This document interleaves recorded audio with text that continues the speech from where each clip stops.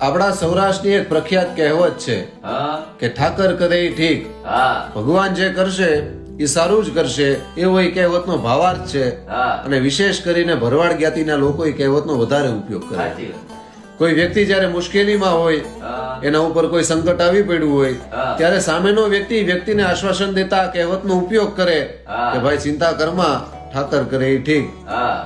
તો આ કહેવત તો બધાય સાંભળી જ હશે, પણ આ કહેવતનું આ સમાજમાં કઈ રીતે અવતરણ થયું, આ કહેવત આ સમાજમાં ક્યાંથી આવી, એ વિશે ખૂબ ઓછા લોકો જાણે છે. તો લખમણ ભાચળિયા નામના એક ચારણ કવિ, એમણે લખેલો એક દુહો, અને એ દુહાની જે હુકલાઈન છે એમાંથી આ કહેવતનું આ સમાજમાં અવતરણ થયું. તો એ દુહો શું છે?